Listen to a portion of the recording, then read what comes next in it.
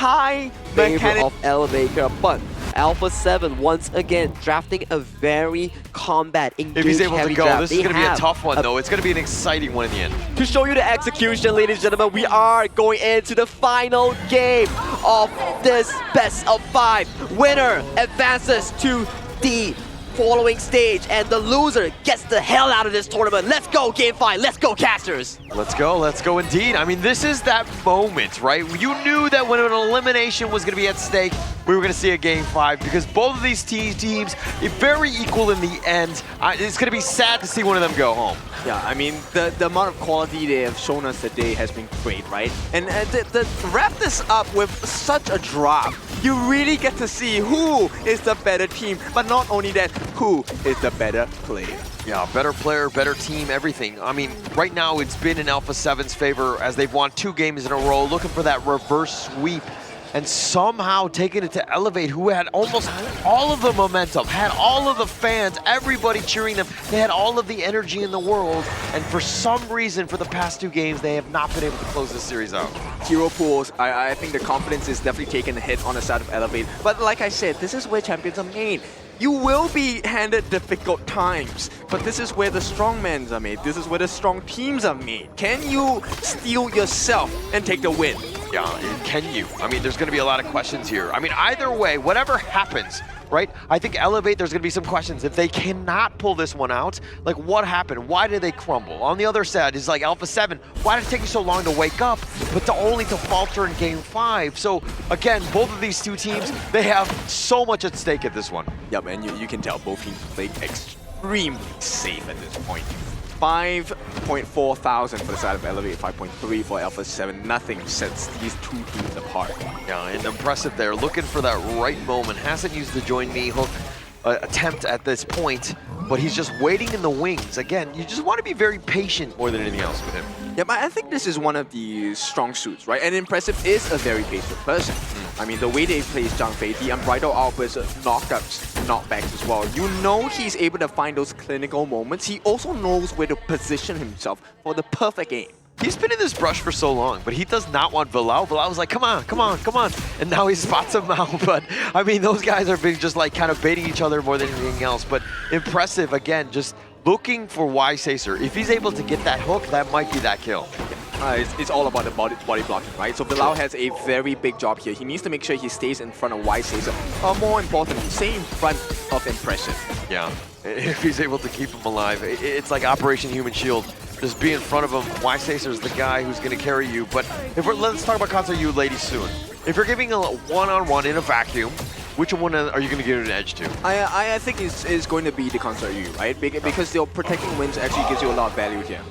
Yeah, okay, all right, I do think so. I think it has a little bit of play here, Azar, but now they find the truth, and that's going to set things up with that point, with the final frenzy, keeping him alive. He flashes away the Annihilation, a little off the mark, Punish. and hide, and now they're turning it around. They find Danny, and they do end up getting first blood. Haru with a nice little rotation in the bottom lane. There he has the emergence, and Y-Sacer gets the pick up on Azar, and now with that bounce around, they find Ivalice, who gets the kill on a Y-Sacer, and they get a double Ivalice, and they're turning this around, and they take Fury as well, and Elevate with a 3-for-1. But the adrenaline is coming through. Alpha 7, they overcommitted. Danny was stuck at the wall. He couldn't dash out. Sometimes you're a little too big-boned, right? You can't get over the wall, but now finding the truth used yet again. Hyde taking so much, but he's gonna limp away. No, but that's good value. That's time bought. Okay, he does have the TP back, but you don't get a kill. And Alpha 7 don't get a response. They don't get that prize they're looking for. Yeah, don't get the response as well. I mean, they're down about 600 gold. The biggest thing is they cannot panic. This Tyrant, a little bit more of a lead in terms of Elevate, but right now, things are looking good for the Elevate squad. Yeah, okay, that's one main reason why they go for this Clash lane, because you need a level of advantage. Clash laners are very vulnerable because it's a 1v1 matchup at the end of the day. Yeah. I mean, level 6 to 7, I mean, Hyde just levels up right now, but the bottom T1, and this is the power of the Agudo, you're able to siege at a very early stage of the game. Yeah, this is maximum value. Take a look at this, 4.5 minutes in. This T1 essentially is gone from the side of Alpha 7 at the bottom side of the map. So Elevate, great job on that. What more can they extract? Yeah, and actually the net worth lead, I mean, it's like literally close. I mean, it doesn't really matter at this point. And 4-1, I mean, the kills tell a different story, but Alpha 7 not panicking, realizing that actually, let's just go for the late game, we'll be fine. All right, okay, I think it's good advice that they're not panicking.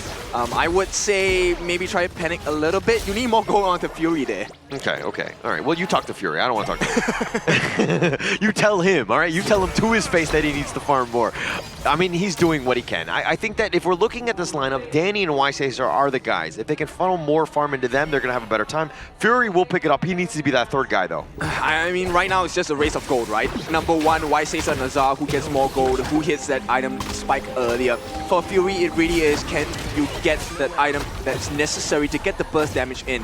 Right now, they do manage to put Danny behind, but then this puts Azar at risk.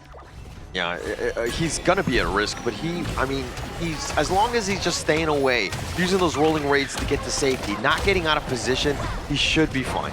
Yeah, and I think it's also a challenge for Alpha 7. I don't think you get the kill onto Hyde with ease at all. The double life is so irritating. Yeah, it is. And Danny is now here. He tries to go for the truth. That's going to set things up. And now the final frenzy used, the dual death, to slow him down even more. And they will chase him down. And with that annihilation, just in case, they do end up getting the kill regardless. Okay, but they give a T1 at the bottom, and there's no trade to be had, right? Elevate actually make a response in the form of Ivalice. Great response from Elevate. This is what they need. Yeah, what they need. They burn down the bottom T1. Now they're making they're tearing their attention to the mid T1. They throw out Furball, and they're not able to get it. It's very close in the end. One last shot, Haru gets it. Yep. And also they get the Ozio Golem maybe. The Lao one, he needs to push them away.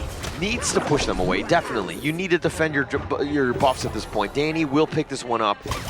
He will use the smite too, but Haru, on the other hand, doing a good job of farming. He's 100 gold over Danny. Yeah, look, I cannot re-emphasize how important this Azure buff is for Danny. He needs the CDR, he needs the mana regeneration, he needs the mana regeneration as well. Danny, yeah, CDR is more important. Yeah, now impressive, the burst ram, bouncing them around. Impressive's in the bad spot, looks like he's gonna be going down. And it looks like Alpha 7, with that pickoff, they have the man advantage, looking at to go top and mid at the same time. But it's a big commitment, right? You had to use the Annihilation, you also had to use the Tremor Smash from Villar 1. So right now, Elevate actually can make it hurt a little bit more. T2 under pressure. No, but if you're able to take the top T1, defend the bottom T2, excuse me, I think that it's all in all, it's worth it, right? So Villau here, just spacing it out. Haru will look to just take over the enemy jungle. I think the biggest thing is the fact that Ysacer is farming, right? Solo farming, same job as Azar. Right now, this is a race to the finish, race to the end.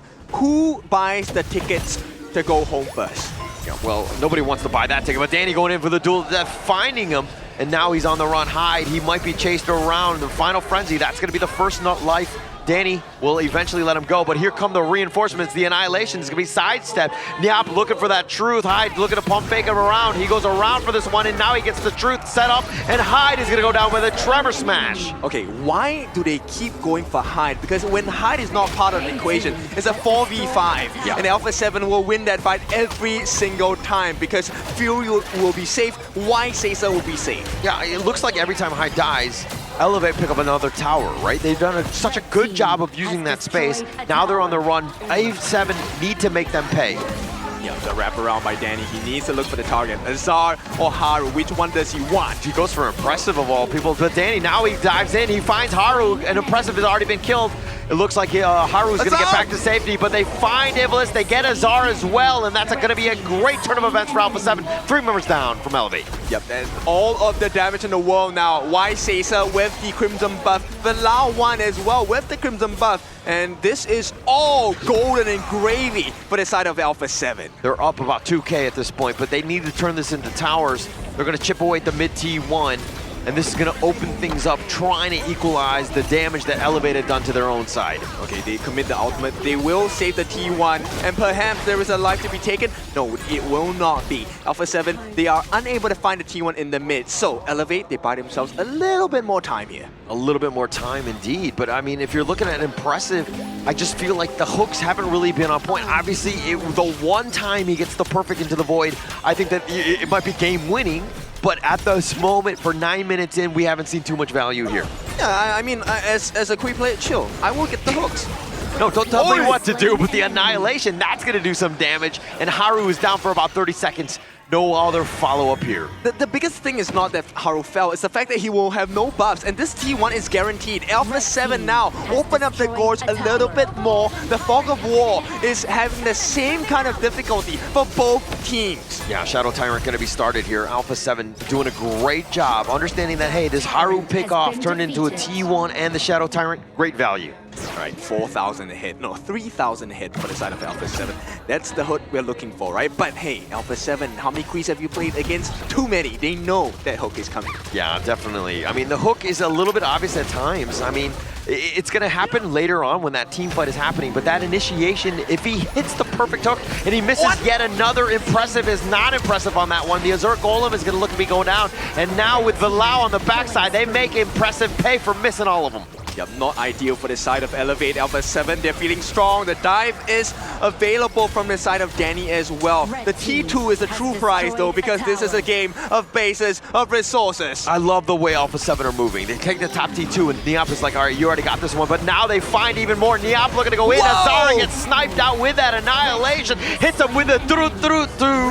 Yeah, and that could be the end. The force, the flash from Hyde as well. It's one man against the world of Alpha 7. The T3 is open for the taking. Hang on, this could be ending. Yeah, they're gonna look to end this one. Impressive is here as well as Hyde. Somehow they need a hole. They have the knockback into the Void, but he's been killed instantly. And it looks like they've gotten Hyde and Alpha 7 complete the reverse sweep. First one ever in KIC 2025. Chalk PR stays alive. Vamos!